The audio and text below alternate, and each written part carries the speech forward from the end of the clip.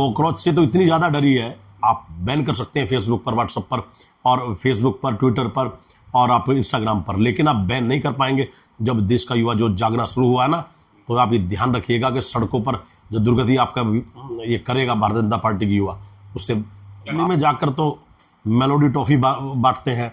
और अपने यहाँ के बच्चों के माथे पर रुपया चिपकाते हैं। बताऊं कि जैन जी ने जागने का अपना जो काम किया इस देश के अंदर, भारतीय जनता पार्टी के फॉलोअर जितने 14 साल में नहीं हुए, उतने अगर आप इंस्टाग्राम पे देखेंगे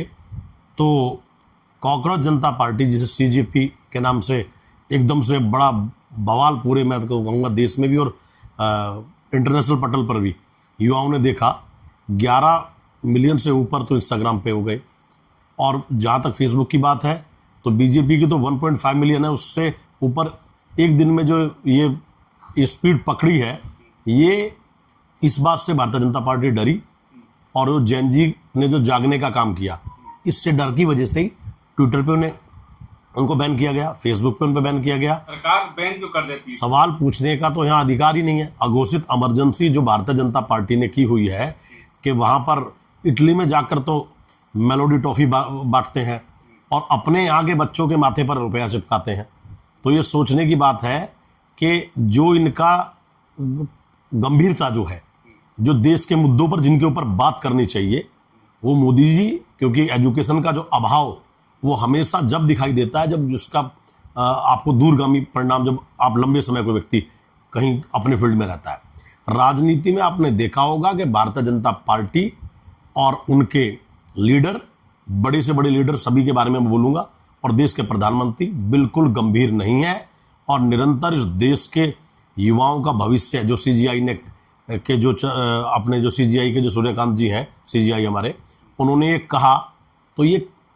देश में बड़ी, मैं तो कहूँगा, शर्म की बात है कि इतनी बड़ी पोस्ट पर बैठ करके उन युवाओं को अब आप अपने भाषा शैली को बदलने का काम कर रहे हैं, उन्हें आप कॉकरोच बता रहे हैं। अनएम्प्लॉयमेंट जितनी स्तर से, जिस स्पीड से फैल रहा है, आपने नौकरी देने के ऊपर बात नहीं कर, लेकिन जो लोग नौकरी मांग रहे हैं उन्हें लाठियां मिल रही हैं, बेरोजगारों को कॉकरोच बताया जा रहा है। अब अपनी जबान से और अपनी जान बचाने के लिए, जब मैं तो कहूँगा, जब इतनी बड़ी संख्या में इस देश का युवा ने जागरूक होने का काम किया, तो ये भारतीय जनता पार्टी भी डर गई और सूर्यकांत जो सीजीआई हैं, उन्होंने भी माफ़ी मांगी और ये बताने का उन्होंने प्रयास किया कि मैं उन लोगों के बारे में बात कर रहा था कि जिन्होंने फर्जी डिग्री ले रखी है। अरे भाई, फर्जी डिग्री लेने वाले कितने लोग हैं,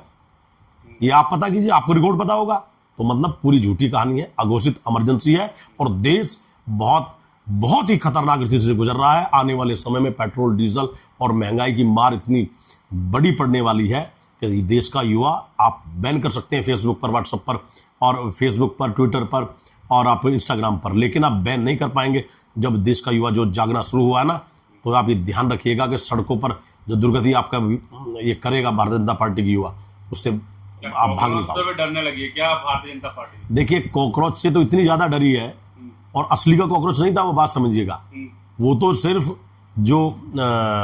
आप पार्टी से वो बिलोंग करते हैं और जिन्होंने ये बनाया अभी बाहर है, यहाँ होते तो हो सकता है अभी सीबीआई, ईडी घर पे पहुंच चुकी होती और अब तक वो व्यक्ति जेल में होता। तो लेकिन ये उस व्यक्ति का, मैं तो कहूँगा, सौभाग्य है कि वो सीबीआई भी नहीं पकड़ सकती और पुलिस भी नहीं पहुंच सकती, ईडी भी नहीं पहुंच सकती। तो ये मतलब मेरा कहने का सिर्फ बिल्कुल साफ शब्दों में, डरी हुई सरकार है, क्योंकि जनता के सवालों का जवाब देने से डरती है, इनके नेता डरते हैं और हमारे देश के प्रधानमंत्री डरते हैं सवालों से। जो सवाल करता है वो जेल में मिलता है या फिर वो सोया मिलता है। सवाल पूछना भी अब देश का अपमान हो गया। मैं आपको बता दूं, और मैं हमेशा, जो सोशल मीडिया के लोग हैं, जो लोग आप यूट्यूबर्स हैं, जो अपना छोटा चैनल बना करके काम कर रहे हैं, देश के असली और सच्चे और अच्छे नागरिक होने की जो भूमिका आप अदा कर रहे हैं, मैं पहले तो उसका आपका धन्यवाद देना चाहता हूं। ऐसे दौर में जहां पर पूरी नेशनल मीडिया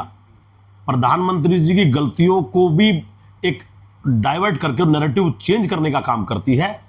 वो सबसे बड़ी गद्दारी है। और मेरा आपके चैनल के माध्यम से कहना है, और मुझे कोई डर नहीं है, कोई अगर कार्रवाई भी हो तो इस बात से भी मैं बिल्कुल नहीं डरता हूं कि इन गद्दारों को, कि जो आज इस देश को भ्रमित करने का काम कर रही है गोदी मीडिया, जो सवाल सत्ता पक्ष से पूछने चाहिए, वो सवाल आज निरंतर उन लोगों से पूछे जा रहे हैं कि जो नौकरी मांग रहे हैं, जो बेरोजगार हो गए हैं, जिन बेटियों पे अत्याचार हो रहे हैं, जो राजनीतिक लोग विपक्ष की भूमिका निभा करके अपना आपसे सवाल पूछना चाहते हैं, तो ये देश उन गद्दारों को जो देश को बेचने का काम कर रहे हैं अडानी अंबानी के लिए, पूरे देश में 150 करोड़ लोगों का भविष्य व गिरवी रख के आप लोग आ गए हैं, ये देश कभी माफ नहीं करेगा। और नेशनल मीडिया के लोगों को भी ये देश का युवा माफ नहीं करेगा। वो दिन दूर नहीं दिख रहा मुझे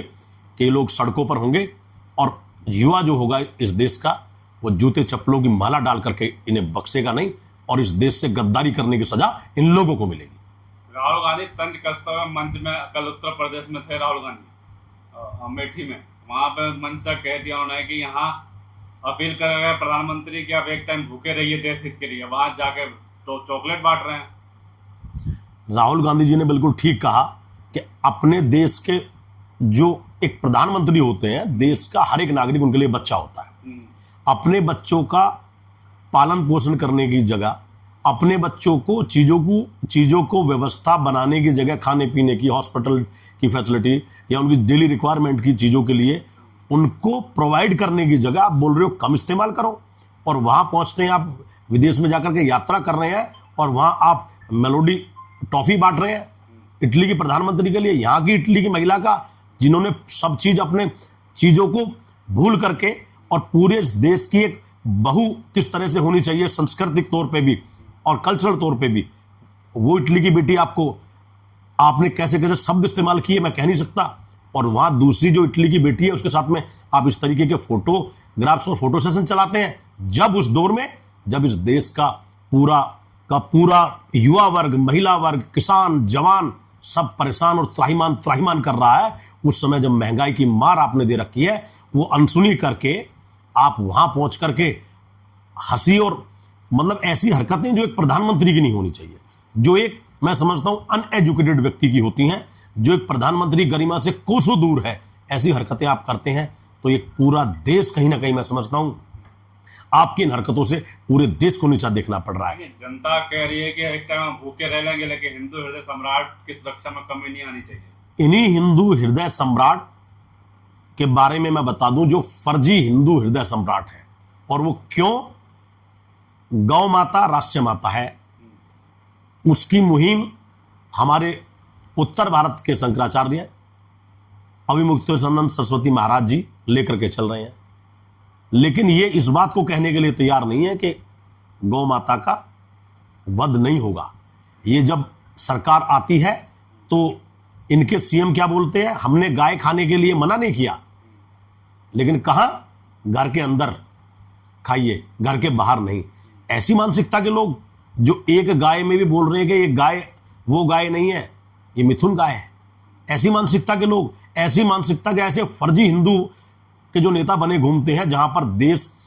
में 11वें नंबर पर आप बीफ सप्लायर थे, और आज आप जो है दूसरे नंबर के बीफ सप्लायर हो गए हैं। यानी कि